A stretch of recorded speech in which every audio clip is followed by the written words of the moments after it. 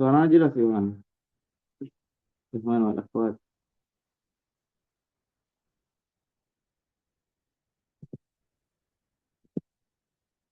Jelas ya?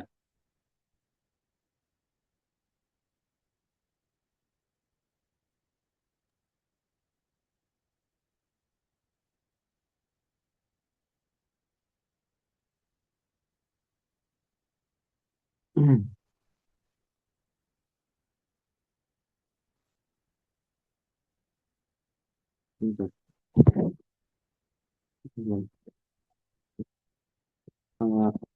Bismillah, alhamdulillah, wassalatu wassalamu ala rasulillah wa ala alihi wa sahbihi ajma'in.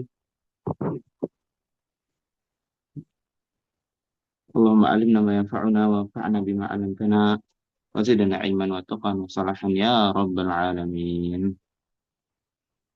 Izin ana perkenalkan diri ana akhukum fillah Sa'ad ibn Nu'man, ana min Jadirati Sulawesi. Ya. Jadi ana Sa'ad bin Nu'man, talib mustawa Rabi, mahasiswa mustawa 4 Qism Syariah di Lipia, Jakarta.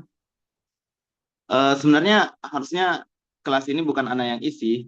Anak harap guru anak ketika itu, qadarullah guru anak berhalangan, kemudian teman-teman yang anak harapkan mengisi juga berhalangan. Ya, jadi ketika tidak ada air maka tanah pun jadi. Karena ilmu anak tidak sebanyak ilmu guru-guru anak, dan ya insya Allah kita semoga bisa menjadi majelis yang bermanfaat.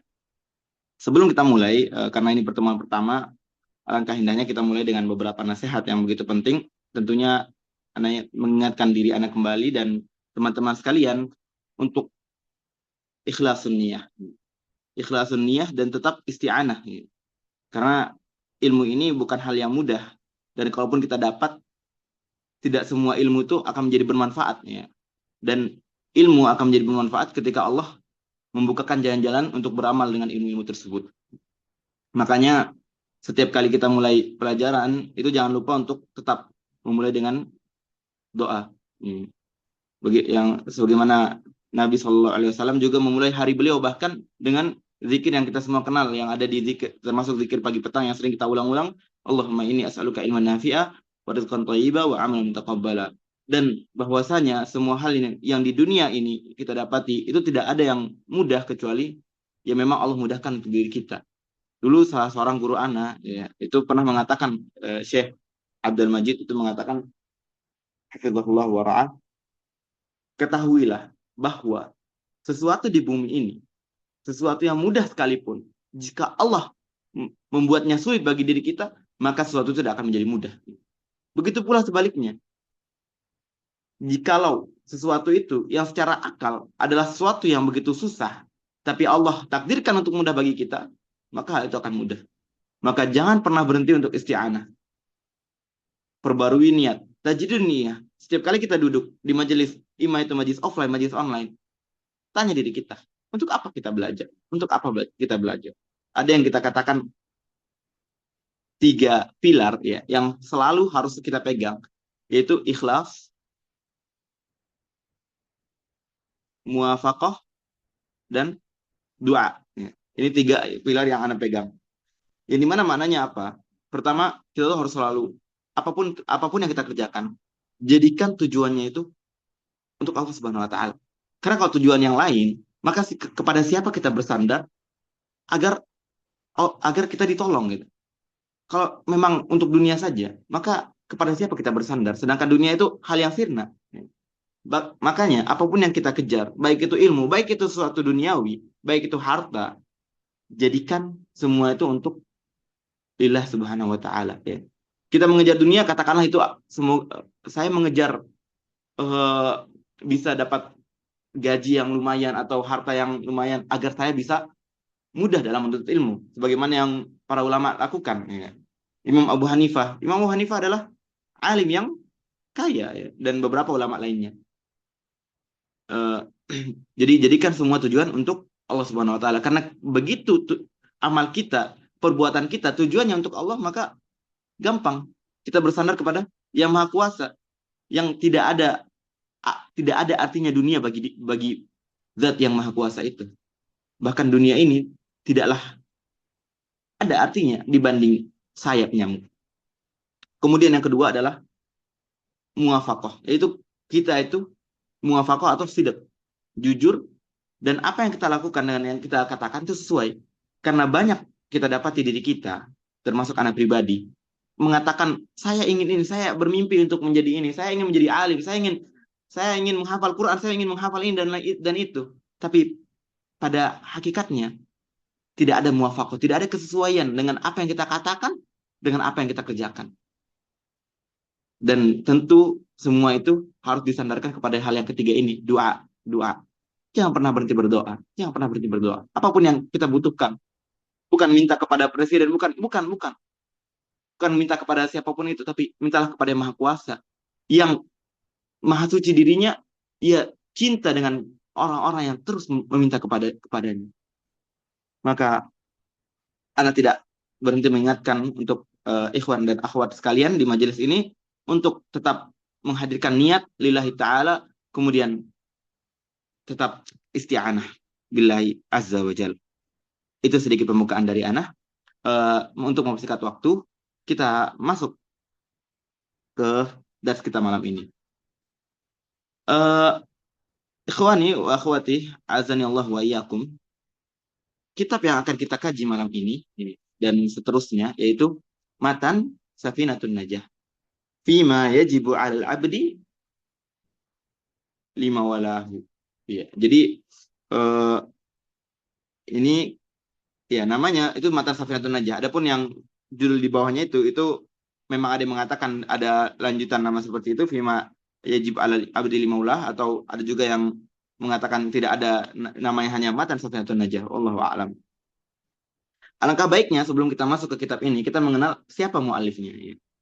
Mu'alif kitab ini itu tertulis di sana, Syekh Al-Alim Al-Fadil, ismuhu Syekh Salim Ibn Sumaid Al-Hadrami. Tapi nama asli beliau sebenarnya bukan Ibn Sumaid. Sumaid itu kakek beliau.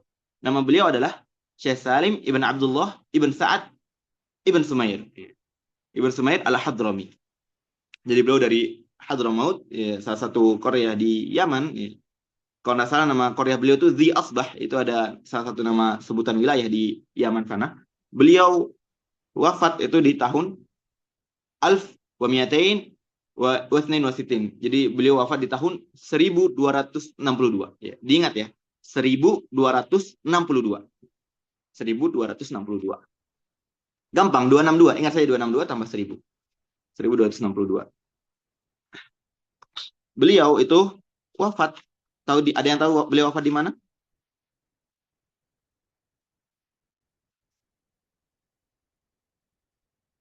Di sini ada yang tahu? Iya, beliau wafat di negara kita tercinta. Sebentar. Beliau yang 262 atau Afwan, beliau itu 271 ya. 1271 Hijriah. Di 271 kan. 271. Kok tambahin satu ya. 1271. 1271 Hijriah. Beliau wafat di Jakarta. Dan ada dua kuburan beliau, Anda nggak tahu yang mana yang benar dan apakah dua-duanya itu salah ternyata atau salah satunya benar. Wallahu alam, intinya beliau meninggal di Jakarta. Makanya kalau antum dapat di kitab, kalau di Nuskhah Isra Mutun dan mungkin juga di Nuskhah Darul Minhaj itu ada kejelasan di mana wafat beliau, itu dikatakan di Jawa, di Betawi, biasanya di Betawi ya. Yang sekarang disebut dengan Jakarta. Iya, itu saja singkat tentang beliau rahimahullahu rahmatan wasi'ah. Kitab ini itu kitab fikih ya, Matan Mukhtasar yang sangat cocok untuk para pemula yang baru mulai belajar, baik itu yang baru mulai atau mungkin yang ingin mengulang untuk menguatkan taksil mereka, yaitu dasar-dasar mereka, di mana kita tahu bahwa man burimal usul hurimal usul. Siapa yang tidak mendapatkan dasar, maka dia tidak akan sampai. Ya. Karena seperti itu, ikhwan. Sesuatu itu terkadang susah ketika kita tuh melompat. Ya. Ketika kita melompat proses, ya. Di mana ketika orang terburu-buru itu sangat dipastikan dia itu akan kembali kepada jalan yang ia lewati. Ya. Makanya kita dapati banyak kita kesulitan. Mungkin kita kesulitan ketika sampai di satu marhalah kita kesulitan. Padahal sebenarnya hal itu tidaklah begitu sulit, tapi ada sesuatu yang kita loncati. Ya. Katakanlah seorang anak SMA, ya. Seorang anak SMA yang ketika SMP tidak pernah belajar. Mungkin ketika SMP dia fokus Al-Quran.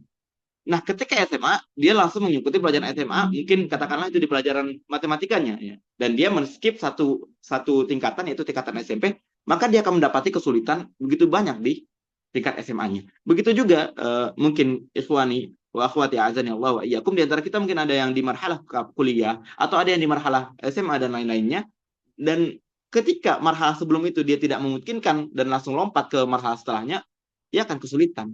Dia akan kesulitan dan dipastikan dia butuh untuk kembali lagi. Jadi begitu pentingnya asas, begitu pentingnya taksil, ya. Begitu pentingnya kita tuh belajar sesuai tangga-tangga yang para ulama sudah jelaskan, ya, untuk memudahkan thariqat dirasah kita. Ya. Ikhwani wa akhwati azani Allah wa iyyakum. Matan ini, ya, dimulai dengan muqaddimah, kemudian beliau memulai dengan akidah. Ya. Sedikit asas yang penting tentang akidah. Dan kita akan skip karena pembahasan kita fokus ke fikih. Ya. Dan semoga kitab ini bisa kita selesaikan di 8 pertemuan, karena mungkin ada kemungkinan kita tidak cukup, tergantung bagaimana nanti efisiensi syarah matan tersebut. Ya. Fikih. Ya. Apa sih fikih itu sebenarnya? Ya. Sebelum kita membahas kitabnya, Ana ingin jelaskan sedikit tentang apa itu ilmu fikih. Mungkin di antara kita cuman, yaudah, fikih itu satu madah, ya, satu jam pelajarannya. Kalau kita di sekolah nanti ada hisab fikih. Tapi apa itu fikih sebenarnya? Apa yang dipelajari di dalamnya? Gitu. Kalau IPA mempelajari tentang alam, lalu fikih kita belajar tentang apa? Ya. Kalau matematika itu hitung-hitungan, lalu fikih kita belajar apa? Ya. Fikih, para ulama dalam menjelaskan ta'rif, ya, terkadang membaginya menjadi dua. Ada namanya ta'rif lughah dan ta'rif istilah. Ya. Kita secara etimologi atau terminologi secara bahasa Indonesianya. Itu kita katakan bahwa fikih itu, al-fiqhu dalam bahasa Arab, itu dimaknakan dengan beberapa arti dalam bahasa Arab sendiri. Bisa dikatakan itu ilmu, ya, ilmu, atau bisa juga dikatakan al-fahmu. Ya. Bisa jadi mengetahui atau memahami. Itu yang biasa, dan ada kata-kata lain yang bisa digunakan untuk memaknakan kata fikih itu sendiri. Jadi al-fiqhu wal ilmu wal fahmu wa ghairuhu. Ya. Kemudian secara istilah maknanya adalah tergantung, ya. Jadi fikih itu juga punya makna berbeda-beda. Indal fuqaha, indal usuli, indal muhadditsin itu berbeda, ya. Tapi karena kita fokus di fikih, kita ambil saja makna yang digunakan para usuli tentang makna fikih itu, yaitu al-ilmu bil ahkam syariah al-amaliyah al-muktasabah min adillatiha tafsiliyah. Kita rinci satu-satu. Pertama, al-ilmu. Wa bididdihi yatamayyazul asya. Jadi ada kaidah, dengan lawannya kita bisa mengenal sesuatu. Al-ilmu, apa itu ya al-ilmu? Kita kenalkan dengan lawannya. Lawannya adalah al-jahlu, tidak mengetahui apa-apa. Berarti al-ilmu adalah mengetahui. Wadidu al-jahlu, yaitu tidak mengetahui. Pertama al-ilmu. Mengetahui apa? Ya. Mengetahui al-ahkam syariah. Kita mengetahui hukum-hukum syariah. Apakah semua hukum syariah? Tidak. Kita sempitkan lagi. Kita sempitkan lagi al-amaliyah. Al-amaliyah, yaitu yang bersifat perbuatan. Karena kalau itu keyakinan, itu keluar dari fikih. Kalau keyakinan, maka itu masuknya i'tiqadiyah, yaitu ilmu akidah. Akidah atau tauhid. Kemudian, apakah semua hukum syar'i seleweran dari manapun sumbernya? Enggak. Terbatas di al-muktasabah min adillatiha at-tafsiliyah. Yaitu apa-apa yang kita dapat dari adillah, ya. Adillah yang rinci. Ya. Karena nanti kalau kita adillah ijmal, adillah yang secara umum, itu maksudnya ke usul fikih. Ya. Jadi kalau fikih, kita tuh sudah dalil rinci, dalil haji tentang haji. Ya. Beda kalau nanti usul fikih, itu dalil yang berlaku di banyak amal-amalan. Kita tidak akan jauh ke sana. Yang Ana harap semuanya sudah menulis. Makna fikih secara istilah, huwa al-ilmu atau ma'rifatu, al-ilmu bi ahkami syariah al-amaliyah, syariah al-amaliyah al-muktasabah min adillatiha at-tafsiliyah. Ya. Jadi itu ringkasnya makna fikih. pegang baik-baik. Ya. Dan sedikit faidah bahwa ta'rif, ketika kita mengenalkan sesuatu, menjelaskan sesuatu, maka kita menjelaskannya dengan apa? Jami' wa mani. Apa maknanya jami' mani? Ya. Ta'rif itu para ulama mengatakan jami' mani. Maksudnya adalah jami' adalah bagaimana kita memasukkan semua sesuatu yang masuk ke dalamnya dan mengeluarkan apa-apa yang tidak termasuk dari bagiannya. Ya. Makanya dengan ta'rif tadi, masuklah semua ilmu fikih dan keluarlah ilmu-ilmu yang selain fikih. Ya. Ikhwani wa akhwati azan Allah wa iyyakum. Nah, anda rasa itu cukup untuk mengenalkan ilmu fikih itu sendiri. Ya. Dan ini adalah matan yang termasuk matan mukhtasar. Ya. Matan mukhtasar yang ringkas. Ya. Dan kebanyakan para ulama itu meringkas sesuatu, menjadikannya ikhtisar, itu kila yuhtasar liyufaz wa yubsat liyufham. Jadi lawannya mukhtasar adalah mabsut. Ya. Mabsut adalah hal yang dihamparkan atau dipanjangkan, ya, dipanjangkan. Mukhtasar ringkas dan mabsut adalah yang panjang. Dan kebanyakan ulama itu ketika membuat mukhtasar itu untuk agar mudah dihafalkan. Jadi alangkah baiknya ketika antum hafal matan ini atau mungkin matan-matan yang lainnya. Dan ini adalah pegangan untuk para pemula yang berisi fokus kepada fikul ibadah. Dan mu'alif Syekh Salim rahimahullah, beliau hanya menulis sampai bab zakat nih. Jadi dari mulai dengan menyebutkan beberapa bab tentang akidah, rukun Islam dan rukun iman, dan makna la ilaha illallah. Kemudian beliau menjelaskan ahkamul bulugh hingga bab at-taharah, kemudian shalah, kemudian zakat ini. Dan adapun saum dan haji itu tidak ada. Kemudian ditambahkan saum oleh Syekh Nawawi Al-Bantani. Syekh Nawawi Al-Bantani Al-Jawi. Nanti kita bahas ketika sudah selesai. Tapi kita akan mencukupkan kitab Safinah ini dengan apa yang ditulis oleh Syekh Talib, yaitu sampai kitab zakah. Baik. Ikhwani wa akhwati azani Allah wa iyyakum. Kita masuk ke matan. Ya. Bismillah, alhamdulillah, wassalatu wassalamu ala rasulillah wa ala alihi wa sahbihi ajma'in. Allahumma ighfir lana wa li masyayikhina wa li walidina wa lil hadirina jami'a. قال المؤلف الإمام الشيخ سالم رحمه الله رحمة واسعة. بسم الله الرحمن الرحيم. الحمد لله رب العالمين وبه نستعين على أمور الدنيا والدين وصلى الله وسلم على سيدنا محمد خاتم النبيين وعلى آله وصحبه أجمعين ولا حول ولا قوة إلا بالله العلي العظيم. Pertama-tama beliau memulai dengan Bismillahirrahmanirrahim. Bismillahirrahmanirrahim. Ketika kita membahas kalimat yang begitu bermakna ini, kita membahasnya sesuai dengan tema atau pelajaran yang kita bahas. Katakanlah ketika kita misalnya belajar akidah, maka kita bahas Bismillahirrahmanirrahim dari sisi akidah. Ya. Apa makna Rahim, Rahman, dan lain-lainnya. Ya. Adapun karena ini kita belajar fikih, maka kita bahas dalam ranah hukum fikihnya. Apa sih hukum membaca Bismillahirrahmanirrahim ini? Ikhwani wa akhwati, hukum Bismillah itu sendiri itu ada 5 sesuai dengan jumlah hukum taklif. Ya. Walaupun ada yang mengatakan 6 khilaful aula, tapi kita tidak ke sana. Jadi ada 5, ikhwan. Pegang, ada 5. Apa saja sesuai dengan hukum taklif. Nanti kita jelaskan apa itu hukum taklif. Hukum Bismillah itu tergantung keadaan. Dia bisa menjadi wajib, bisa menjadi sunnah, atau menjadi mubah, atau menjadi makruh, atau bahkan menjadi haram. Ya. Yang pertama, kapan dia menjadi wajib? Ya. Wajib sebagaimana ketika sholat. Ya. Ketika sholat, Bismillahirrahmanirrahim. Di mazhab Syafi'i itu adalah bagian dari Al-Fatihah. Yang dimana ketika antum sekalian tidak membaca Bismillahirrahmanirrahim, Al-Fatihah antum tidak lengkap. Dan di sana sholat antum tidak sah. Kemudian yang kedua, kapan dia menjadi sunnah? Nabi SAW bersabda sebuah hadisnya, kullu amrin dzibalin la yabda'u bismillah fahuwa abtar au aqta.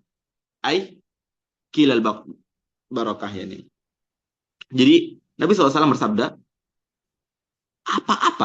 apa-apa yang amrin dzibal yahtamu fi syariah. Jadi hal-hal yang punya syariat itu punya perhatian padanya, punya kemuliaan secara syar'i, ya. Tidak dimulai dengan bismillah, maka dia akan qalilul barakah. Abtar di sana maknanya adalah sedikit keberkahannya. Dan sebagaimana yang dilakukan mu'allif di sini, ta'liful kitab itu hal yang begitu mulia dalam syariat, begitu kita ketahui bahwa itu adalah salah satu amalan jariyah, ya, yang akan berlanjut terus pahalanya. Itulah kenapa beliau menulis Bismillahirrahmanirrahim iktidaan bi hadis Rasulullah SAW, aidan iktidaan bi kitabillah, ya. Kita tahu bahwa Al-Quran dimulai dengan Bismillahirrahmanirrahim, ya. Kemudian Bismillahirrahmanirrahim itu juga bisa menjadi mubah, ya. Bisa menjadi mubah. Kapan? Ya. Ketika kita melakukan hal-hal yang tidak disyariatkan sama sekali. Ya memang hal yang mubah, ya. Misalnya kita memindahkan barang, Bismillah, mengangkat barang, Bismillah, ya. Itu mubah. Kecuali kalau memang tidak niatnya untuk mengikuti Nabi SAW dan tabarukan Bismillah, insya Allah itu bernilai pahala. Wallahu a'lam. Kemudian Bismillah juga bisa menjadi makruh. Sebagaimana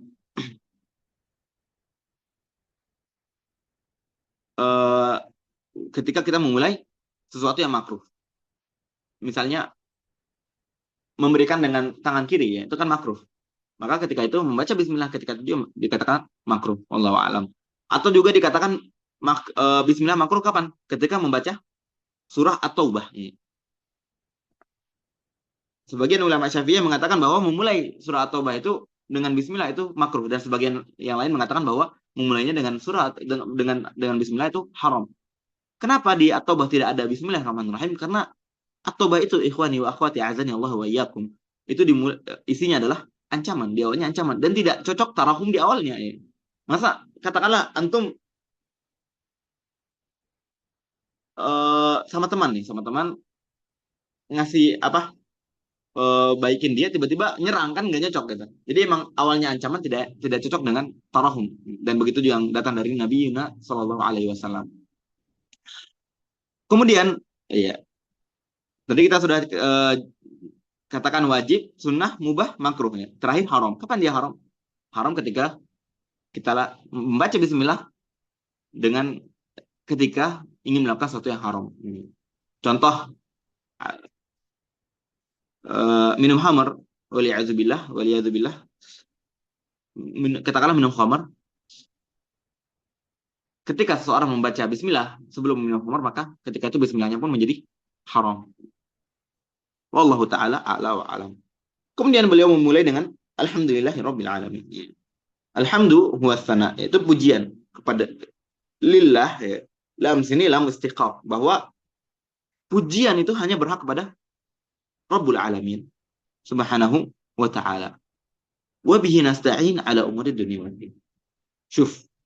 Ya, beliau mengatakan bahwa kepadanya lah kita meminta tolong dalam hal dunia dan hal akhirat. Ini yang tadi kita buka sedikit sebelum kita mulai muhadarah kita sudah jelaskan bahwa apapun masalah kita, apapun urusan kita, bihi nasta'inu ala umurid dunya wad din. Kemudian wa sallallahu wasallam ala sayyidina Muhammadin khatamin nabiyyin. Shalla, ya. Ma mana shalla ikhwani wa akhwati azani Allah wa iyyakum? Kita dapati bahwa di dalam surah Al-Ahzab, kalau tidak salah, di dalam Al-Quran, innallaha wa malaikatahu yusholluna 'alan nabi. Bahwasanya Allah Rabbuna Azza wa Jalla itu berselawat kepada siapa? Kepada Nabi Muhammad sallallahu alaihi wasallam. Begitu juga dengan malaikat, ya. Apakah makna salat, ya, sebenarnya salat dengan salawat itu makna itu kata yang sama, ikhwan, kata yang sama. Karena sholah, ya, secara bahasa itu maknanya apa? Doa, ya. Doa. Dan kita tahu bahwa di dalam sholat yang kita kenal dalam bahasa Indonesia, sholat itu sendiri isinya doa, ya. Dan sholat memang secara umum maknanya adalah doa. Apakah sholat itu maknanya memang hanya doa? Jadi apakah kita katakan malaikat berdoa? Ya. Para ulama mengatakan bahwa as-sholah itu berbeda maknanya sesuai datangnya dari mana, ya. Catat baik-baik. In kana minallahi fastighfar. Astaghfirullahaladzim. In kana minallahi farahmah. Ya. Kalau itu datangnya dari Allah Subhanahu wa taala, maka maknanya adalah rahmat. Ya. Jadi Allah bersalat kepada nabinya, yaitu Allah memberikan rahmat kepada nabinya. Kemudian wa in kana minal malaikah fastighfar. Ya. Dan jika itu datang dari malaikat, maka itu adalah permintaan ampun. Ya. Karena di hadis lain, malaikat bersalawat kepada orang yang diam di masjid. Ya. Maksudnya adalah memintakan ampunan kepada orang-orang yang di masjid. In kana minal adami, barulah jika itu dari kita antara manusia, antara anak-anak Bani Adam, maknanya adalah doa. Ya. Maknanya adalah doa. Ya. Dan itulah yang intisyar, yang secara umum kita kenal bahwa kata as-shalah itu bermakna ad-du'a. As-shalah huwa ad-du'a. Jadi ketika kita bersalat, maka kita mendoakan. Wa sallallahu wasallam ala sayyidina Muhammadin khatamin nabiyyin. Beliau adalah penutup para nabi. Dan nabi ikhwani wa akhwati azanallahu wa iyyakum adalah mereka yang insanun, mereka itu adalah manusia. Dan kemudian mereka itu pasti lahir dari hurun, merdeka. Tidak mungkin seorang nabi itu budak. Itu tidak mungkin. Zakarun. Dan mereka adalah seorang laki-laki. Tidak mungkin seorang nabi itu datang dari perempuan. Salimun an munfarid tabi'in. Mereka itu tidak mungkin punya cacat dari lahir. Mereka, para nabi diciptakan tidak ada yang cacat dari lahir. Nabi Ayub, bagaimana Nabi Ayub alaihissalam? Beliau itu bukan cacat dari lahir, akan tetapi diuji di tengah-tengah hidup beliau. Kemudian salimun an munfarid tabi'in wa an dinaati abin wa khana ummin. Dan mereka para nabi, para anbiya itu tidak mungkin salimun an dinaati abin wa khana ummin. Mereka itu akan pasti selamat dari rendahnya nasab ayah dan ibu mereka. Jadi mereka pasti lahir dari orang tua yang nasabnya itu indah. Kemudian mereka adalah orang-orang yang auha ilaihi bisyar'in. Mereka adalah orang-orang yang Allah Subhanahu wa taala mewahyukan kepada mereka. Auha ilaihi bisyar dengan syariat. Kalau nabi lam yu'mar bitablighihi. Para nabi itu tidak diperintahkan untuk menyampaikan risalah. Fa in umira bitabligh. Kalau para nabi diperintahkan untuk menyampaikan risalah, maka mereka itu bukan sebatas nabi, mereka itu rasul. Dan itu salah satu perbedaan nabi dan rasul. Kemudian ada perbedaan yang kedua yang terkenal juga, bahwa rasul itu datang dengan risalah yang baru dan nabi melanjutkan risalah rasul sebelumnya. Wallahu taala ala wa alam. Wa alihi wa sahbihi ajma'in. Wa alihi. Yang dimaksud al di sini, siapa yang dimaksud keluarga nabi di sini? Pendapat tamat mazhab Syafi'i, yang dikatakan al yang kita selawat kepadanya adalah, dan ya yang dikatakan Ahlul Bait itu adalah semua Bani Hashim dan Bani Muttalib. Jadi kita tahu bahwa Hashim ayahnya kakek Nabi Yuna Muhammad sallallahu alaihi wasallam, Muhammad ibn Abdullah ibn Abdul Muttalib ibn Hashim. Hashim itu punya saudara Muttalib ini. Kalau salah punya dua saudara lagi, Naufal dan Abdi Syams, kalau tidak salah, nanti dicek. Jadi kalau salah berempat. Semua keturunan Muttalib dan Hashim ini itu yang dikatakan Ahlul Bait. Yang dikatakan al di sini keluarga itu Bani Muttalib dan Bani Hashim. Dan tentu sholat itu tersampaikan kepada mereka yang beriman. Adapun yang kafir, kita tidak boleh untuk tarahum kepada mereka. Wasahbihi. Apa itu sahabat? Ya, apa yang dikatakan sahabat Nabi SAW? Tolong dicatat. Ya. Jadi sahabat adalah kullu, semua. Kullu man laqiya Nabi SAW mu'minan bihi. Mu'minan bihi. Wa mata ala Islam walau takhallalat riddah. Jadi as-sahabah kullu man laqiya sallallahu alaihi wasallam mu'minan bihi wa mata ala Islam walau takhallalat riddah. Jadi semua, baik itu perempuan laki-laki, dan mereka yang bertemu dengan Nabi SAW, bertemu dengan Nabi SAW. Kenapa tidak dikatakan mereka yang melihat Nabi SAW? Karena Kalau dikatakan melihat, bagaimana mereka yang buta? Makanya dikatakan ketemu, cukup ketemu. Mereka yang ketemu Nabi SAW dan beriman kepadanya. Maka mereka yang ketemu tapi kafir tidak dikatakan sahabat. Apakah cukup sampai situ? Wa mata al Islam, ya. Dan meninggal dalam keadaan Islam. Karena kalau seandainya mereka sempat beriman kemudian meninggalnya dalam keadaan murtad, maka tidak dikatakan sahabat. Ya. Walau takhallal riddah, walaupun mereka sempat keluar, ya. Jadi kalau misalnya ada sahabat seperti misalnya Tulaiha radhiyallahu anhu sempat keluar dari Islam, murtad, kemudian taubat dan kembali kepada dalam Islam, maka tetap menjadi sahabat. Ya. Allah taala ala wa alam. Wa alihi wa sahbihi ajma'in. Wala haula wala quwata illa billahil aliyil azim. Tidaklah upaya dan tidaklah daya dan upaya kecuali dari Allah yang maha tinggi dan maha agung. Uh, itu tadi muqaddimah. Kemudian kita masuk ke faslun fi arkanil Islam. Arkanul Islam kita baca saja karena tidak kita kaji lebih lanjut. Arkanul Islam khamsatun syahadatu alla ilaha illallah wa anna Muhammadan Rasulullah wa iqamus shalah wa ita'uz zakah wa shaum Ramadan wa hajjul baitillah wa hajjul bait man istata'a ilaihi sabila. Jadi rukun Islam ya sebagaimana kita ketahui bahwa yang pertama syahadat, dan syahadat itu maksudnya ke dalam ranah akidah, cuman beberapa juga masuk ranah fikih tentang pengucapannya dan lain-lain.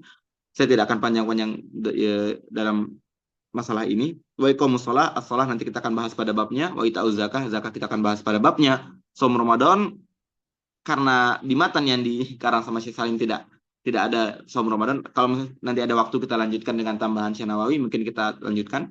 Tapi mungkin kita cukupkan sampai zakat ya. Wa hajjul bait man istata'a ilaihi sabila. Kemudian beliau membawakan arkanil iman. Kenapa beliau membawakan dengan asas-asas agama seperti ini padahal ini mantan fikih? Karena ketahuilah ikhwan wa akhwat azanillah wa iyyakum, tidaklah sah amal-amalan yang nantinya kita lakukan dengan fikih tanpa adanya dasar-dasar Islam, rukun-rukun Islam yang beliau sebutkan. Kemudian beliau menyebutkan rukun iman. Ya. Kita ketahui bahwa rukun Islam itu yang tadi amalan zahir dan iman itu yang tadi amal batin. Isinya rukun Islam itu amal yang zahir, adapun rukun iman itu isinya amal batin. Ya. Arkanul iman sittah, antumina billahi wa malaikatihi wa kutubihi wa rusulihi wal bil yawmil akhir wa bil qadri khairihi wa syarrihi minallahi ta'ala. Faslun fi ma'na kalimat tauhid, kemudian beliau menjelaskan tentang makna la ilaha illallah, la ma'budu bihaqqin fil wujudi illallah. Oke. Kita selesai di asas rukun-rukun arkanul Islam wal iman, kita masuk ke dalam bab fikih beliau. Ikhwani wa akhwati a'zanallahu wa iyyakum. Kebetulan udah capek malam ini. Tapi kita usahakan sampai 9.30 ya. Waktu kita masih banyak. Alhamdulillah. Semua masih semangat ya.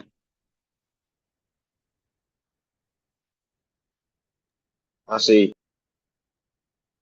Mana? Baik. Qala rahimahullah ta'ala faslun fi alamatil bulugh. Alamatul bulugh ثلاثة. تمام 15 سنة في الذكر والأنثى، والاحتلام في الذكر والأنثى ل9 سنين، والحيض في الأنثى ل9 سنين.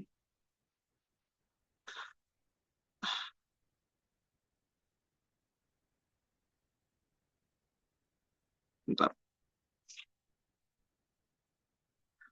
Wani wa akhwati azanillah wa iyyakum. Jadi kita itu ada 3 catatan, 3 kolam. Ada namanya qalamut thawab, kemudian ada qalamud dhamanil mutlafat, dan qalamul iqab. Qalamut thawab itu catatan ganjaran perbuatan kita, kemudian ada qalamud dhamanil mutlafat, yaitu jaminan atau ganti rugi atas apa yang kita rusaki. Jadi ketika kita merusak sesuatu yang menjadi hak Bani Adam, itu tidak akan diampuni sampai kita menunaikan hak Bani Adam. Makanya hati-hati dengan mengambil hak seseorang tanpa izin. Hati-hati. Iya kumal gosok. Itu susah. Repot di akhirat, Ikhwan. Kemudian ada namanya qalamul iqab. Qalamul iqab itu catatan perbuatan dosa-dosa kita. Dan ketika kita belum balik, ya, ketika kita masih marhalah sobi, kita belum balik, kita cuman punya dua catatan. Kita diganjar atas perbuatan baik kita ketika kita belum balik, dan tetap tercatat sebagai utang jika kita merusak atau mengambil hak seseorang tanpa izin. Maka ketika kita belum balik, wali kita, orang tua kita wajib menggantinya. Dan jika belum diganti, ketika kita sudah balik, itu menjadi tanggungan kita. Dan itu tetap tercatat, walaupun sebelum kita balik. Adapun seseorang yang belum balik, belum ada qalamul iqab. Tidak ada catatan untuk dosa-dosa mereka. Mau mereka tidak sholat, mau mereka melakukan hal-hal yang Allah haramkan, itu tidak ada dosa bagi mereka. Selama tidak bersangkutan dengan hak Bani Adam. Nah, begitu kita balik, di situ baru ada qalamul iqab. Buluk itu adalah al-usul ila hadid taklif. Sampainya kita di had taklif, di mana batasan kita tuh sudah menjadi mukallaf, orang yang dibebani dengan perintah syariat. Adapun sebelum itu tidak. Sebelum kita balik, kita tidak wajib sholat, walaupun disunahkan untuk sholat, tapi tidak wajib. Meninggalkannya tidak menjadi dosa. Nah, kapan seseorang dikatakan balik? Seseorang dikatakan balik ketika terdapat salah satu dari alamat yang disebut di sini. Alamatul buluk di sini hanya ada 3. Dan 2 diantaranya itu adalah sesuatu, 2 diantaranya itu mustarak baina dzakar wal unsa. Itu terjadi pada laki-laki dan perempuan. Akramakumullah. Yang pertama adalah tamamu khamsa asyrata sanatan fi dzakari wal unsa. Pertama adalah sempurnanya 15 tahun, baik itu laki-laki baik itu perempuan. Sebentar, ada aja. Baik. Jadi yang pertama adalah sempurnanya 15 tahun Qamariyah. Jadi ketika kita dapat di dalam kitab-kitab fikih adanya tahun, jangan anggap itu tahun Masehi. Tahun usia kita ulang tahun, enggak. Jadi maksudnya adalah tahun Qamariyah, tahun Hijriyah, ya, tahun Hijriyahnya. Karena kita Hijriyah itu udah lebih tua gitu. Mungkin yang kalau misalnya usia Masehinya 23, itu kalau dihitung Hijriyahnya biasanya udah lebih, mungkin 24 ya. Nah, 15 tahun di sini maksudnya adalah tahun Qamariyah. Kalau nggak salah sekitar, kalau kita mau kita sesuaikan ke Masehi, maka itu sekitar 14 tahun 7 bulan. 14 tahun 7 bulan. 15 tahun tahdidiyah ya.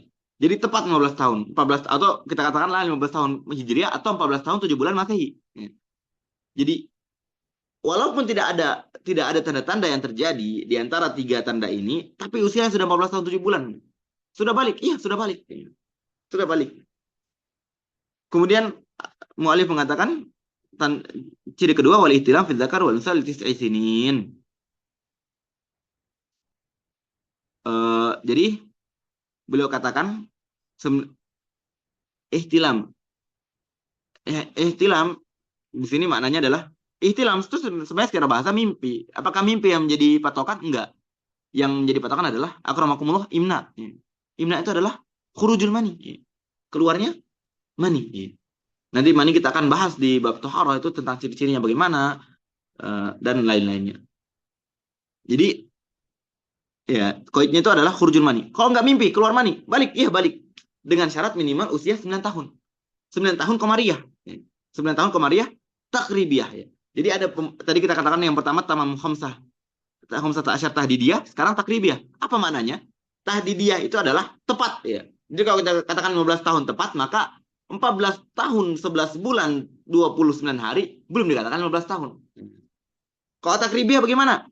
Takribiyah berarti ada toleransi. Takribiyah itu kira-kira. Kita katakan 9 tahun. 9 tahun Hijriah berarti mungkin sekitar 8 tahun 9 bulan atau 8 tahun 10 bulan secara Masehinya. Kalau tidak salah nanti coba dihitung aja. Nah, maksudnya takribiyah apa? Toleransinya adalah 16 hari. Jadi kalau misalnya dia khurujul mani di usia 8 tahun 11 bulan 16 hari sudah balik. Iya, sudah balik. Karena kurang 16 hari dari 9 tahun itu ditoleransi. Karena kita katakan dia takribiyah walaysa tahdidiyah. Ya. Jadi ketika 9 tahun kurang dikit, khurujul mani tetap dikatakan balik. Ya. Kemudian, dan apakah perempuan keluar mani? Para ulama mengatakan iya. Allah Ta'ala ala wa alam. Sebagaimana di hadis Ummu Salamah dan hadis-hadis lainnya. Kemudian, itu tadi dua yang mustarok benar rijal wan nisa. Kemudian, tanda yang ketiga itu khasah. Itu khusus untuk perempuan. Apa itu? Al-haiddu fil unsa litis'i sinin. Begitu juga haid.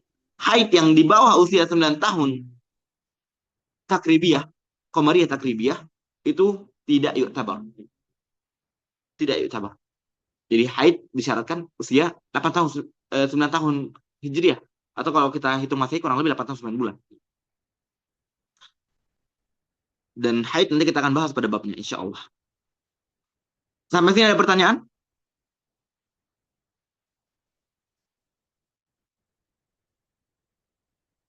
Baik, kalau tidak ada, Anda lanjutkan. Kalau Ahwat bisa tulis pertanyaan di chat, kalau Ikhwan bisa bisa langsung bicara aja. Langsung apa? Nyalakan mic kemudian bertanya.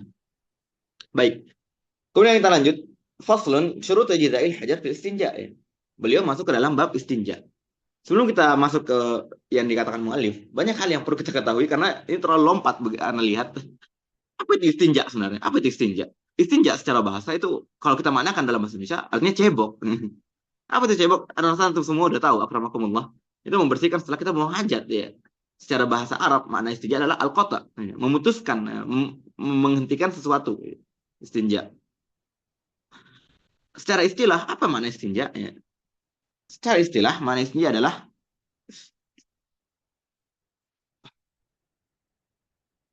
bentar.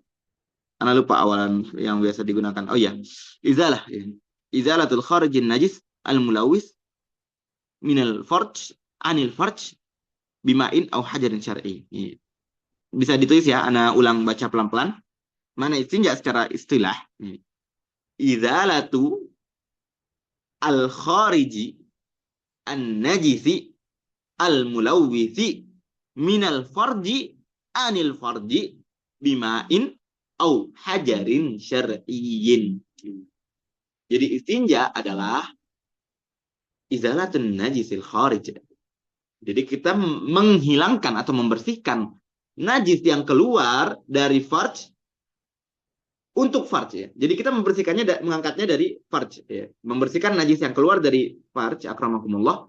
Kita bersihkan dari mana? Dari farj ya. Kita angkat dari farj itu sendiri. Dengan apa kita bersihkannya?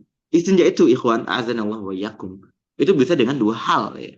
Pertama dengan air, dan air ini sudah menjadi syariat nabi-nabi kita sebelumnya bahwa air digunakan untuk bersuci.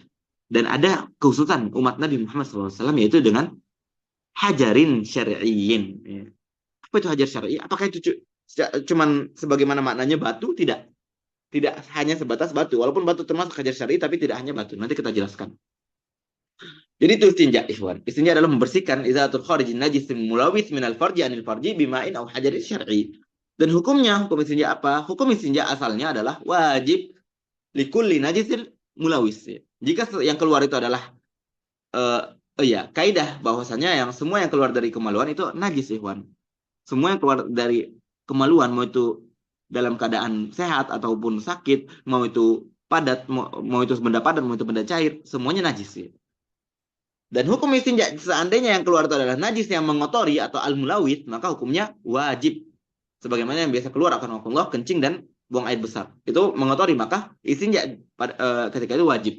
Adapun ketika yang keluar itu jamit atau sesuatu yang padat, katakanlah batu ya.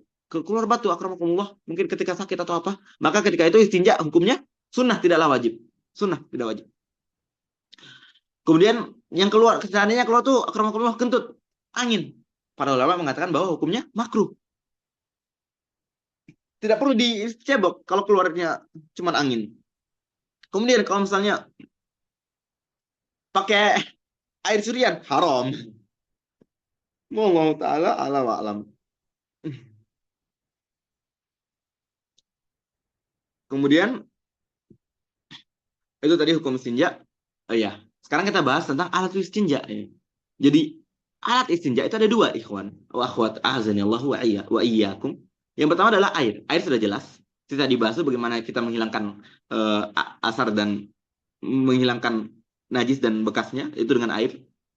Kemudian yang kedua dengan hajar syar'i. Dan kaifiyah paling utama adalah menggabungkan keduanya. Bi an yabda bil hajar summa yutbi al ma. Yaitu dengan memulainya dengan hajar, katakanlah dengan tisu, kemudian kita yalihi, setelahnya kita menggunakan air. Ya. Adapun jika dibalik, tidak disunahkan menggunakan air kemudian tisu. Ya, tidak disunahkan. Kecuali tisu itu niatnya untuk mengeringkan. Tapi kalau batu, tidak mungkin kita menggunakan dengan batu. Ya. Dan kalau mau memilih salah satunya, maka yang lebih afdal adalah air. Lebih afdal adalah air. Dan menggunakan hajar syar'i ketika istinja itu ada syarat-syaratnya. Nah, ya nanti kita akan bahas di kitab ini. Nah, pertama, apa sih yang dikatakan hajar syar'i? Hajar syar'i itu semua hal yang terkumpul padanya 4 hal. Catat. Jadi hajar syar'i adalah semua yang terkumpul padanya 4 hal. Apa itu? Yang pertama adalah ayyakuna jamidan. Sesuatu yang padat. Maka apapun yang cair sudah tidak bisa digunakan, tidak dikatakan hajar syar'i. Pertama dia harus padat. Pertama benda padat, bukan benda cair, benda padat. Kedua, ayyakuna qali'an. Sesuatu itu bisa qali. Qali itu nakil, bisa menarik sesuatu itu pindah ke tempat lain. Khosyab, kayu misalnya, batu. Itu kan antum akramakumullah, misalnya ada kotoran di kemaluan, maka itu bisa diangkat. Apalagi tisu. Kemudian ayyakuna tahira, harus suci. Kalau najis nggak bisa. Kemudian yang keempat, ayyakuna ghayra muhtaram. Dia tidak boleh hal yang memiliki kemuliaan. Buku misalnya, kitab, nggak boleh dipakai karena punya kemuliaan. Apalagi Al-Quran. Waliyahzubillah. Jadi apapun yang terkumpul 4 hal padanya, maka itulah hajar syar'i. Tisu misalnya, tisu padat nggak? Iya padat. Qali bisa memindahkan hal dari tempat ke tempat yang lain. Iya bisa. Tahir, kalau dia suci, iya suci. Kemudian yang keempat, ghairu muhtaram, maka sah dipakai untuk beristinja. Dan beda dengan air, akramakumullah, menggunakan hajat istinja itu ada syarat-syaratnya yang harus terpenuhi. Di sini mu'alif mengatakan ada 8. Walaupun nanti sebenarnya ada 9, tapi Anda tidak akan memperluas dalam masalah ini. Kita mencukupkan dengan apa yang ada di matan. Qala rahimahullahu ta'ala syurutu ijza'il hajar samaniyah. Ada 8. Dan kalau seandainya salah satu dari syarat 8 ini tidak terpenuhi, maka ketika itu ta'ayyanal ma'. Harus menggunakan air. Tidak bisa lagi menggunakan hajar. Harus menggunakan air. Yang pertama adalah ayyakuna bisalasati ahjar. Walaupun di sini ibarahnya kurang tepat. Apakah harus tiga hajar? Enggak. Bisa 1. Tapi dengan 3 sisi. Karena salah satu syarat yang tadi kita sebutkan bahwa dia harus tohir. Dan ketika, katakanlah, ada tisu. Tisu. Tisu kan misalnya bentuknya kotak. Atau lingkaran. Atau kotak lah. Katakanlah kotak. Ketika satu sisi itu tersentuh dengan akramakumullah kemaluan, maka sisi yang sudah tersentuh akan menjadi najis. Dan sisi yang sudah menjadi najis tidak bisa digunakan lagi. Dan kita harus menggunakan harus 3 kali usapan. Maka bisa dengan tisu yang sama, tapi dengan sisi yang berbeda. Ima sisi bawahnya, kemudian sisi atasnya, kemudian sisi baliknya, itu bisa, sah. Kalau mau mudah, bisa dengan 3 tisu. Satu batu bisa. Satu daun bisa. Yang penting dengan 3 sisi yang berbeda. 3 kali usapan, dan 3 usapan itu dengan hal-hal yang tahir. Kemudian, ayangkiyal mahalla. Dan harus bisa membersihkan bagian yang ternajisi tadi. Apakah harus bersih semua? Apakah harus bersih semua? Para ulama mengatakan tidak apa-apa jika ada bekas yang tidak bisa dibersihkan kecuali dengan air atau bi qalilil khazaf. Kalau salah bahasa Arabnya, kalau salah qalilil khazaf itu shagirul khazaf ya. Shagirul khazaf itu adalah alat yang digunakan untuk menghilangkan hal-hal yang kecil ya. Kalau memang ada bekas yang kecil yang memang sudah susah untuk dikeluarkan, dikatakan itu ma'fu. athar di sana ma'fu.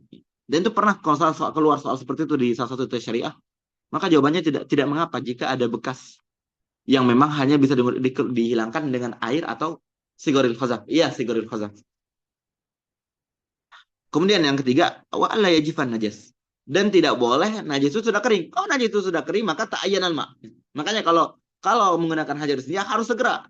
Kalau sudah kering, najis itu di akramakumullah kemaluan kita, maka harus menggunakan air. Ya. Wala yantakil, dan tidak boleh pindah. Kalau najis itu pindah, misalnya eh, ke paha begitu atau kemana terkena sesuatu yang lain, tidak bisa dihilangkan najisnya kecuali dengan air. Karena tisu itu hanya bisa menghilangkan najis di bagian kemaluan saja. Adapun jika dia sudah pindah, ta'ayyanal ma, harus menggunakan air. Wala yantakil wala yatra alaihi akhar, dan tidak tertimpa sesuatu yang lain. Nah, katakan kecuali keringat, keluar dari sini keringatnya. Ya, akhar di sini terbagi menjadi dua. Kita ketahui bahwa hal-hal sesuatu di dunia ini imma dia itu padat atau dia itu cair ya. Kalau sesuatu yang tertimpa itu cair, maka mau sesuatu yang cair itu najis atau dia tidak najis, tetap membuat harus menggunakan air ya. Jadi kalau misalnya antum eh, lagi buang air, kemudian kena sabun, sabun itu kan cair, sifatnya cair. Kena akramakumullah kemaluan. Maka ketika itu tidak bisa lagi menggunakan hajar istinja. Harus menggunakan tisu. Kenapa Ikhwan? Karena ketahuilah bahwa najis dalam mazhab kita itu hanya bisa berpindah dengan sesuatu yang cair. Anjing ya, anjing. Akramakumullah. Anjing ya. Anjing itu tidak hanya liurnya yang najis, bahkan keringatnya ya. Kalau badannya kita pegang dan ketika itu tangan kita basah misalnya, walaupun dia kering, kita pegang, tangan kita kena najis. Ya. Dan kalau misalnya kebalikannya, badannya keringat, tangan kita kering, kita pegang dia najis. Tapi kalau dua-duanya kering, maka tidak ada yang ternajisi ketika itu. Makanya kalau misalnya itu ternyata sabun itu cair. Sedangkan di kemaluan kita itu ada najis. Begitu sabun itu kena ke kemaluan kita, sabun itu najis juga. Dan butuh dibersihkan dengan air. Ya.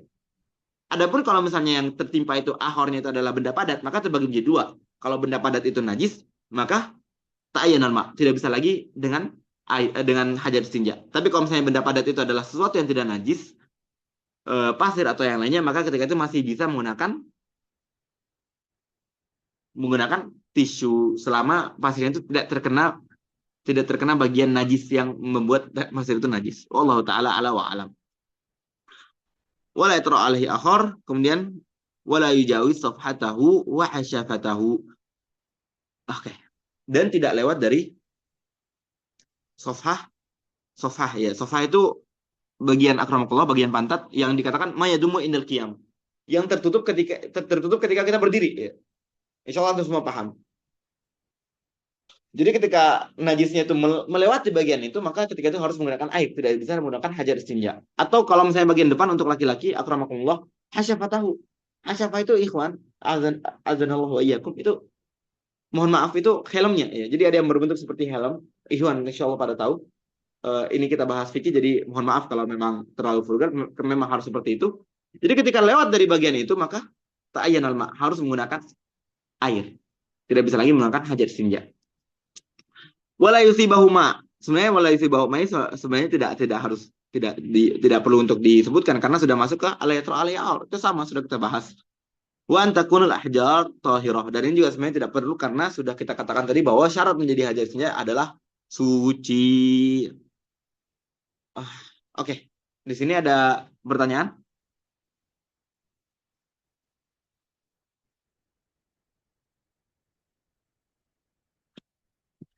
Pertanyaan ikhwan?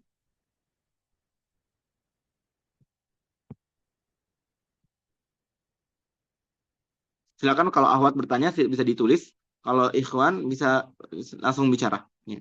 Jika tidak ada pertanyaan, lanjut ya. Insya Allah kita selesaikan di an-niyah. Karena niat di sini butuh penjelasan. Ya. Oh, Allah ini ya.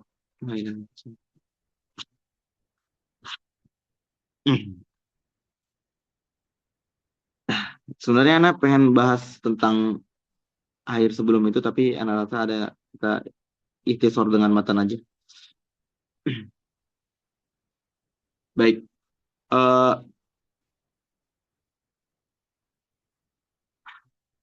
Faslun fi faraidil wudu. Wajib wudu. Pertama, apa itu wudu? Wudu itu secara bahasa itu diambil dari kata wado'ah. Wudu diambil dari kata wado'atun. Ai ismun li ghusli ba'dil a'dha. Itu kata yang maknanya adalah mencuci sebagian anggota tubuh. Adapun secara istilah, huwa ismun li ghusli a'dha'in makhsusatin biniyatin makhsusah. Yaitu sebutan kata yang digunakan untuk mencuci sebagian anggota tubuh yang sudah dikhususkan dengan niat yang dikhususkan sesuai syariat. Dan barakallahu fikum, wajib-wajib wudhu dalam mazhab Syafi'i itu hanya 6. Hanya 6. Yang dimana sah wudhu antum jika mencukupkan dengan 6 ini. Tapi nanti ada sunnah-sunnah yang akan kita jelaskan selanjutnya. Kayaknya di kitab ini belum ada ya. Yatra' bimana? Oh ya, ada pertanyaan. Yatra' bimana? Toro'a itu menimpa. Ya. Menimpa. Makanya nanti kalau dalam bab haid, itu nanti ada, itu penting bagi akhwat. Nanti Ana jelaskan secara rinci mungkin. Di babnya ada namanya turu'ul mani dan zawalul mani. Jadi, katakanlah akhwat ketika itu misalnya suci. Ya. Suci tiba-tiba datang haid. Nah, itulah toro'al haid. Toro'alaihal haid. Jadi haid ketika itu menimpanya. Kemudian ada nanti zalal haid. Nanti ada zawalul mani. Itu nanti kita bahas di bab haid. Itu penting ya, ikhwan wa akhwat. Penting banget buat akhwat terlebih dan ikhwan ketika nanti punya untuk mengingatkan saudarinya, mengajarkan keluarganya dan lain-lainnya. Iya, itu tadi yatra, menimpa. Kemudian fardul wudu, ya fardul wudu wajib-wajib wudu. Kita tahu bahwa fard itu maknanya wajib dan wajib itu adalah ma tu'ida astagfirullahaladzim. Apa ya yang cocok di sini kita katakan ma'amruh syari ya, kita pakai ma'amruh syari ala wajhi ilzam. Apa-apa yang apa-apa yang diperintahkan oleh syariat dalam bentuk ilzam, keharusan.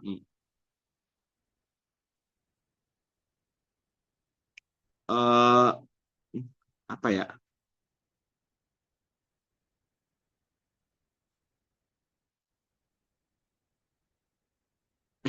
Anda tidak ingin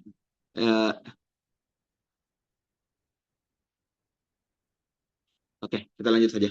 Tadi Anda sempat berpikir untuk menjelaskan sesuatu, tapi Anda rasa agak ribet. Dan konsekuensinya ketika suatu itu wajib, maka ketika dilakukan dapat pahala dan ketika ditinggalkan yastahiqul iqab ala tarikihi.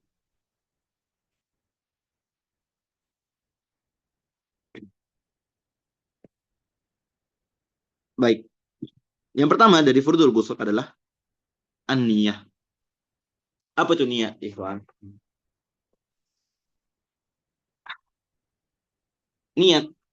Para ulama ketika membahas niat, mereka biasanya membahasnya dengan 7 aspek.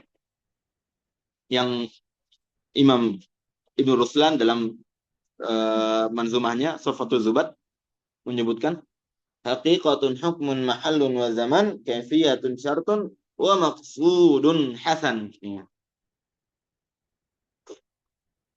Allahumma a'in ya Rabb. Haqiqatun hukmun mahallun wa zaman kaifiyatun syartun wa maqsudun hasan. Kita mulai dengan satu-satu.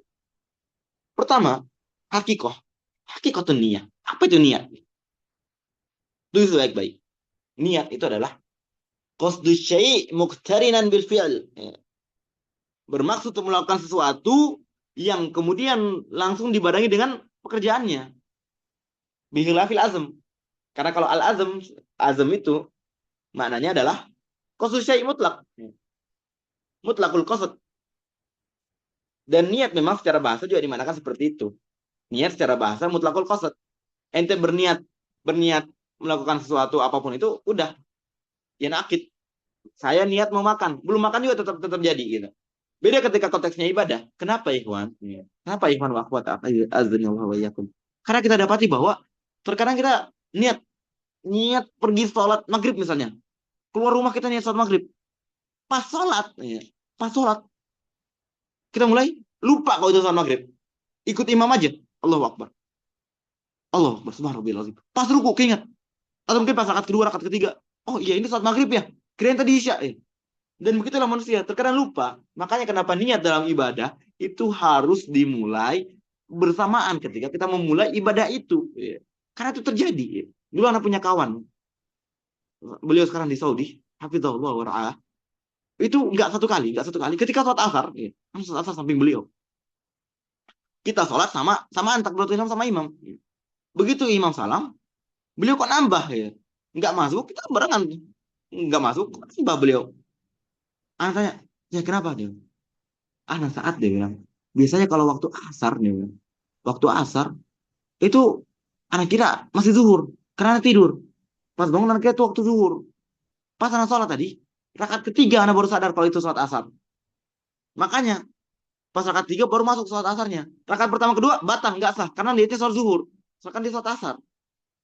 Di situ Ikhwan, makanya penting niat itu kita pasang begitu kita mau mulai sholat. Begitu takbiratul ihram harus itu. Ini sholat apa gitu. Karena kalau ternyata antum sholat takbiratul ihram nggak pakai niat atau antum kira itu sholat maghrib ternyata itu sholat isya, tengah-tengah antum ingat itu yang sebelumnya itu tidak sah. Antum harus ganti dia. Antum baru dikatakan mulai sholat ketika niat yang sesuai dipasangnya. Wallahu taala alam wa alam. Itu hakikatun niyah. Qasdu syai' muqtadan bi fi'il. Hukum niat apa? Hukum niat dalam ibadah itu kebanyakannya wajib karena banyak banyak ibadah yang dia tidak akan menjadi ibadah kecuali niat. Mandi contoh mandi. Mandi kalau kita nggak niat mandi besar, apa bedanya dengan mandi yang menjadi kebiasaannya? Tapi ada juga memang ibadah yang di sana tidak butuh niat. Salah satunya tadi kita bahas istinja.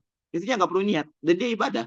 Kemudian juga memandikan mayit. Memandikan mayit tidak perlu niat. Begitu untuk memandikan mayit, selesai ibadah itu. Harus niat. Kemudian apa? Dan beberapa contoh lainnya. Udhiyah, pada salah itu menjadi contoh biasanya sesembelihan. Ada yang tidak perlu niat. Tapi kebanyakannya perlu niat. Apalagi seperti sholat, puasa, dan lain-lainnya. Wallahu ta'ala ala wa alam. Hakikatun hukmun mahallun wa zaman. Mahal, ya. Ini yang penting, yang sangat krusial. Pembahasan tentang di mana letaknya niat. Niat, ikhwani wa akhwati, azani Allah wa iyyakum. Semua ulama itu sepakat bahwa niat itu letaknya di hati. Bagaimana yang mengatakan dengan lisan? Ya. Ulama-ulama Syafi'iyah sendiri itu takut mengatakan disunahkan enggak. Mereka enggak pakai katakan yusanu. Tapi mereka mengatakan apa? Yustahab. Kebanyakan walaupun yang ada yang mengatakan yusan, tapi kebanyakan ulama mengatakan yustahab. Dicintai. Yustahabut talaffuz ya.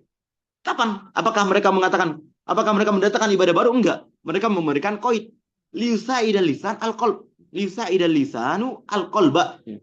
Untuk agar lisan ini membantu hati. Karena kita dapati beberapa orang tuh sering lupa, sering ragu. Anak ikhwan. Ya. Itu biasa ketika misalnya sebelum mulai sholat, anak enggak apa-apa talaffuz saja.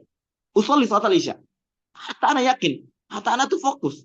Dan tidak lupa kalau itu sholat isya. Tidak terganggu dengan hal lain. Tapi kalau yang nggak butuh, maka tidak. Karena memang tidak ada syariat talaffuznya, tidak ada. Syariat talaffuznya tidak ada. Nabi SAW tidak pernah mensyariatkan talaffuznya. Tidak. Afwan. Astagfirullahaladzim. Beberapa ulama ada juga yang mengambil hadis tentang bahwa Nabi SAW ketika haji, beliau talaffuz. Begitu juga ketika umroh, beliau talaffuz. Beliau melafazkan niatnya. Dan beberapa ulama mengkiaskan. Yang tidak ada datang dalil, tidak ada syariat tentang talaffuz bin niat itu di bagian ibadah-ibadah lain seperti sholat. Nabi SAW tidak pernah melafazkan niat ketika sholat. Allah Ta'ala ala wa alam. Apakah boleh? Yustahab bahkan. Jika memang niatnya hanya untuk membantu hati. Ya. Bukan mengatakan itu ibadah. Tidak. Tidak ada kewajiban talaffuz bin niat, tidak ada. Tapi begitulah para ulama. Mereka takut dalam mendatangkan ibadah yang baru. Yang intinya mahalnya niat itu adalah al-qalb. Adapun talafuz yustahab. Yustahab ketika apa? Yusaid lisan al-qalb. Hanya untuk membantu hati. Ya. Kalau tidak butuh dibantu, itu tidak perlu. Kalau memang antum ketika sholat selalu yakin Allah Akbar insya aman tidak pernah ragu, nggak perlu. Ya. Untuk apa mendatangkan ibadah yang baru? Untuk apa mendatangkan embel-embel yang tidak datang dari Nabi Shallallahu Alaihi Wasallam? Ya. Itu tadi masalah mahalun niyah. Hakikatun hukmun mahalun. Ini harus dicatat ya. Tadi ada tujuh aspek yang kita akan bahas niat dari 7 aspek. Tadi kita sudah bahas hakikohnya, kemudian kita sudah bahas hukumnya, kita sudah bahas mahalnya. Kemudian zaman. Nih. Kapan zamannya niat? Niat itu ikhwan, azani Allah wa iyyakum. Itu kebanyakan zaman niat itu muqtarinan bi awal juz'in min fi'li. Jadi bersamaan dengan awal perbuatan ibadah itu. Contohnya salat ketika takbiratul ihram. Wudu ketika mencuci awal juz'in minal a'dha. Kemudian ketika apa misalnya? Kecuali apa? Kecuali saum. Saum kita niatnya kapan? Niat saum wajib itu harus sebelum terbit fajar, sebelum subuh. Jadi sebelum masuk ibadahnya. Beda dengan ibadah-ibadah yang lain. Jadi zamannya kebanyakan itu adalah muqtarinan bil fi'il. Bi awal juz'in minal fi'il. Adapun ketika saum maka sebelum terbit fajar. Wallahu taala ala wa alam. Kemudian hakikatun hukmun mahallun wa zaman, kaifiyah. Kaifiyahnya bagaimana? Kaifiyahnya tergantung bihilafil manwi. Jadi nanti kita akan bahas bagaimana niat sholat, bagaimana niat wudu, itu tergantung ibadah-ibadahnya. Bagaimana niat puasa, bagaimana niat zakat, dan lain-lainnya. Kemudian hakikatun hukmun mahallun wa zaman, kaifiyatun syartun. Apa itu syurut niyah? Syurut niyah itu ada 6, ikhwan. Syurutun niyah ada 6. Yang pertama Islam. Maka orang kafir tidak sah niatnya. Kemudian yang kedua tamyiz. Apa itu tamyiz, ikhwan? Tamyiz dalam mazhab Syafi'i itu an ya'kula wahdahu haitsu ya'kulu wahdahu wa yashrabu wahdahu wa yastanji wahdahu, atau kila aidan an yafhamal hitab wa yurdul jawab. Jadi maknanya tamyiz adalah ketika seseorang itu sudah bisa makan sendiri, minum sendiri, cebok sendiri. Atau ulama yang lain mengatakan bahwa ketika dia itu sudah bisa memahami ketika kita berbicara dan sudah bisa menjawab perbicaraan kita. Dan apakah ada batasan umur? Tidak. Tidak. Jadi tamyiz sama usia 7 tahun itu berbeda. Tamyiz sama usia 7 tahun berbeda. Jadi tidak disyaratkan untuk menjadi tamyiz 7 tahun. Dan bahkan bisa jadi orang 7 tahun dan dia belum tamyiz. Bisa. Akramakumullah, mungkin orangnya autis. Dia lambat dalam perkembangan otaknya lambat, maka ketika usia 7 tahun masih tidak bisa makan sendiri, tidak bisa minum sendiri, tidak bisa cebok, tidak bisa memahami apa yang kita katakan, walaupun sudah 7 tahun. Tidak tamyiz. Makanya dalam hadis sallallahu alaihi wasallam mengatakan muru auladakum shalah bisabain. Nabi SAW memerintahkan kita untuk memerintahkan anak kita untuk sholat di usia berapa? Usia 7 tahun. Di dalam kitab salah satu syarah Safinatun Najah, Kasyifatus Saja, mualifnya pernah mengatakan bahwa anak itu diperintahkan untuk sholat ketika apa? Ketika usia 7 tahun, idza majaza. Kalau dia tamyiz. Kalau dia belum mumayyiz, usia 7 tahun, tapi perkembangan otaknya masih lambat. Ya. Maka ketika itu tidak disuruh untuk sholat. Jadi tamyiz sama usia 7 tahun itu berbeda sebenarnya. Berbeda. Maka mutamad Syafi'iyah bahwa tidak disyaratkan usia untuk tamyiz. Ya. Jadi bisa orang untuk tamyiz di usia 5 tahun bisa. 3 tahun bisa. 4 tahun bisa. Ya. Tergantung perkembangan otak. Ya. Jadi dan bahwasanya syarat Islam dan tamyiz ini, ikhwan, itu adalah syarat diterimanya apapun jenis ibadah itu wajib Islam dan tamyiz. Islam dan tamyiz itu wajib. Pasti ada di syarat-syarat semua ibadah. Kemudian syarat niat yang ketiga apa? Al-ilmu bil manwi. Jadi mengetahui dengan apa yang diniatkan. Bagaimana bisa orang niat sholat tapi dia nggak tahu sholatnya? Kemudian apa? Yang keempat. Oh iya, kenapa 6? Tadi Anda bilang 6 ya? Ubah, 4 aja. Memang 6 bitafsil ya, tapi anak atau katakan 5 lah, 5. Agar tidak terlalu meluas. Yang keempat, ada munafat. Tidak ada pembatal. Pembatal tuh imam bit ta'liq, mungkin dia pakai ta'liq. Ta'liq itu contohnya gini, Ikhwan. Antum mulai sholat, kemudian antum mungkin sendirian di rumah. Ya. Kemudian itu katakan, kalau misalnya dia ketok pintu, saya batalkan sholat saya. Jika ada munafik seperti itu, maka maka begitu ada yang ketok pintu, walaupun dia tidak batalkan sholatnya, sholatnya batal. Sholatnya batal. Tambahkanlah syarat kelima, al-jazmu. Ya. Tapi ini ya dulu bainahu khilaf. Cuman Mu'tamad Syafi'i bahwa ada syarat al-jazmu. Jadi harus dengan jazm. Harus tegas niat itu. Katakanlah ketika antum sholat, jikalau ragu, ya, ragu batalnya atau enggak itu beberapa ulama mengatakan batal ya. Jadi harus jazm, niat itu harus jazm. Taradud ragu itu membuat niat itu batal dan ibadahnya menjadi batal. Allah taala ala wa alam. Itu tadi syurutun niyah. Hakikatun hukmun mahalun wa zaman kaifiyatun syartun. Oke lah, tibalah kita di hal terakhir tentang niat. Itu maksud nih. Apa sebenarnya? Untuk apa niat ini? Kenapa harus ada niat nih? Para ulama mengatakan ada dua maksud. Maksudun niyah. Yang pertama adalah tamyizul adah anil ibadat. Untuk membedakan kebiasaan dengan ibadah. Sebagaimana kita jelaskan tadi, mandi. Ya. Mandi, kalau bukan karena niat, apa bedanya dengan mandi biasa? Juga hal-hal yang serupa. Kemudian yang kedua adalah tamyizu maratibil ibadah. Jadi untuk membedakan tingkatan ibadah. Bisa jadi ada ibadah yang modelannya sama, tapi berbeda. Contohnya, sholat 2 rakaat sebelum subuh sama sholat 2 rakaat subuh. Apa bedanya? Ada. Yang membedakan adalah niat. Jadi itulah maksud dunia. Dan kita sudah bahas niat secara 7 aspek. Nah, harap itu dicatat. Ana rasa kita cukupkan hari ini sampai pembahasan niat. Adapun untuk ghusl wajah dan selanjutnya kita lanjutkan besok. Mungkin di pertemuan awal agak sedikit karena Anda tidak persiapan, qadar Allah belum, karena kesibukan hari ini jadi Anda tidak siapin hutoh, jadi mungkin ada yang sedikit meluas. Insya Allah kedepannya Anda lebih persiapkan lagi. Anda rasa cukup? Apa ada pertanyaan? Dan saran bisa ditulis di grup aja ya. Atau untuk pertanyaan Anda masih buka. Tafadhol. Untuk Ikhwan atau Akhwat. Ada pertanyaan? Tafadhol. Kalau ganti dari sholat niatnya dan awalnya sunnah mau ke wajib tapi di tengah sholat itu batal gak? Untuk sunnah ke wajib nggak bisa. Untuk sunnah naik ke wajib nggak bisa. Tapi untuk wajib ke sunnah bisa. Itu nanti ada masalah ketika misalnya membatalkan ibadah wajib itu nggak boleh, haram. Membatalkan ibadah sunnah itu makruh. Nah, ketika misalnya lagi sholat wajib, kemudian biasanya terjadi kepada ummahat, ya, ternyata anaknya menangis dan butuh untuk segera ada hal bahaya, ya. Maka ketika itu hilahnya adalah ubah niatnya menjadi sholat sunnah, ya. Ubah niatnya menjadi sholat sunnah dan kemudian batalkan agar tidak menjadi membatalkan sholat wajib. Wallahu alam. Jadi seperti itu.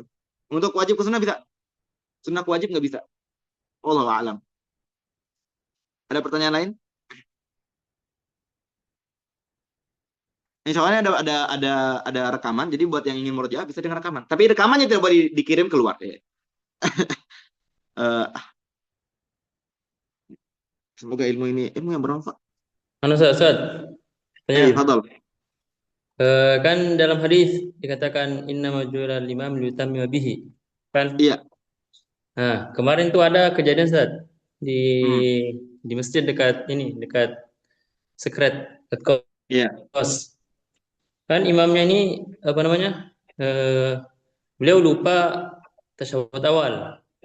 Iya. Nah, kan dia udah tegak nih. Berarti nggak bisa turun lagi kan harusnya? Iya. Oke. Nah, masalahnya di rakaat ketiga pas selesai sujud, beliau duduk terus tasyahud. Dan jamaah udah pecar kaca di situ. Karena pribadi saya bilang subhanallah udah ngingatin kan. Nah, Gimana? di rakaat ketiga tasyahud awal. Dia tasyahud. Imamnya ini tasyahud dia. Ah, Ini sholat asar, Ustaz, sholat asar.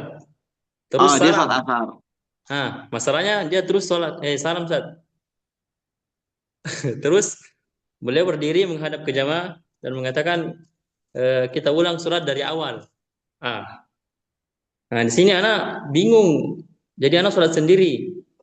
Anak tambahin waktu itu anak sama beberapa orang sholat lagi sendiri, misah dari jamaah, terus nambahin satu rakaat, terus sholat sujud sahwi. Gitu dong, Ustaz. Nah, apa pertanyaannya? Apa ini yang benar, Ustaz? Apa diulang ini sholat atau gimana? Tadi anak nggak dapat tasawurnya. Tapi gini loh, nanti kita bahas lebih detail dengan tentang sholat. Ini pentingnya kita tuh mengetahui setiap sisi sholat itu sendiri. Pertama, yang kita bahas sekarang tuh orang yang lewat tasyahud awal ya, tasyahud awal. Tasyahud awal kan bukan tasyahud akhir. Iya, tasyahud awal kan, bukan tasyahud. Ya, Gimana? tasyahud awal kan yang dilewati tasyahud awal ya. Ya, ada tasyahud awal. Sunnah kan? Oke. Eh, tasyahud awal di mazhab Syafi'i itu maksudnya ke apa? Abad gitu. Jadi nanti ada furudus shalah, kemudian ada hayatus shalah dan ada abad ya. Abad ini ya, itu abad itu ketika ditinggalkan ya jurbi sujud sahwi, dan sujud sahwi itu sendiri sunnah dan abad itu sendiri sunnah ya. Jadi ketika abad itu terlewat dan bahkan tidak diganti dengan sujud sahwi, sebenarnya sholatnya sah ya. Sholatnya sah. Jadi cuman tadi anak nggak paham bagaimana ceritanya itu bapak itu tadi anak nggak dapat tasawurnya, cuman secara umum cuman nggak lihat detailnya, nggak dengar detailnya, itu kayaknya sholatnya batal itu karena karena anak nggak dengar tuh, kan nanti ditulis aja mungkin atau ya, nanti gampang. Anak nggak dengar baik-baik tadi, mungkin nanti aja insya Allah. Intinya kalau misalnya nanti di keadaan seperti itu, alangkah baiknya udah lanjutin aja sholat. Kalau misalnya lewat tasyahud awal, lanjutin aja sholat sampai akhir. Kemudian tutup dengan sujud sahwi. Alangkah baiknya diganti dengan sujud sahwi. Walaupun sujud sahwi itu hukumnya sunnah, tapi sujud sahwi itu hikmahnya besar banget. Dan sunnah yang muakkad ketika kita terlewat abad itu. Karena abad itu sunnah muakkadah. Sujud sahwi, dan sujud sahwi dalam mazhab Syafi'i semuanya itu terletak di sebelum salam. Tidak ada sujud sahwi setelah salam di mazhab Syafi'i. Bikhilaf Hanabilah yang ada tafsir di sana. Wallahu taala ala wa alam. Ini seperti itu ya. Dan nanti masalah alangkah baiknya memang antum ya ada aja sih. Sholat ulang yang sebagaimana yang antum sudah lakukan, ya sholat ulang saja dengan teman-teman yang mungkin mau berjamaah agar dapat pahala jamaah. Ada pertanyaan lain?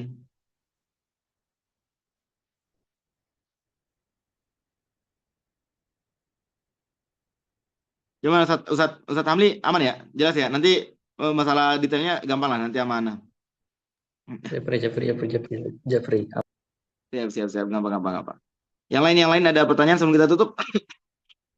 Penjelasannya jelas ya? Atau terlalu cepat atau apa? Berikan saja masukan di grup. Insya Allah mulahadhah. Ya. Salah satu guru Anda mengatakan bahwa mulahadhah seorang murid kepada guru itu bisa menjadi pahala jariah. Apalagi kepada instansi. Makanya Lipia kita tahu bahwa mereka tuh kadang buka tuh survei. Karena begitu antum masukin survei, menyadarkan guru akan kesalahannya, kekurangannya, kemudian guru itu memperbaiki, dan karena mulahazah antum itu akhirnya guru itu menjadi semakin baik dan semakin bermanfaat bagi umat, itu masya Allah, itu pahala jariah. Apalagi antum, makanya kalau ada survei isi, ya, walaupun memang bikin capek ya, justru anak tuh gak suka isi survei. Cuman begitu anak tahu tentang hikmahnya isi survei, begitu ada survei, kampus Lipia buka survei, isi Ikhwan.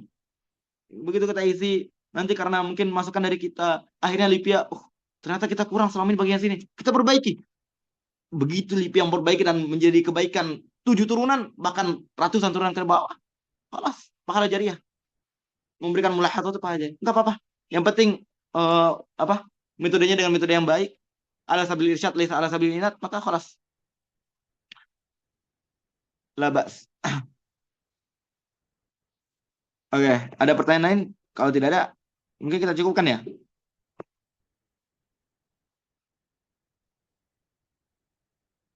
Ana harap besok malam kita mulai tepat di 20.10 ya. Kalau bisa jam 20.00 sudah pada hadir ya. Baik, saya kira cukup pertemuan kita malam ini. Jazakumullah khairan atas atensinya. Nas'alullah an yubarik ali Qur'ana wa yarzuqna ilman nafi'an hujjatan lana la hujjatan alaina wa yaj'alana min ibadihi al-muttaqin al-mukhlasin.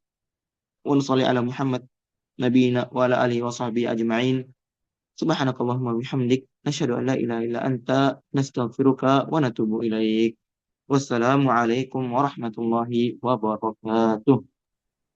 وعليكم السلام ورحمة الله وبركاته.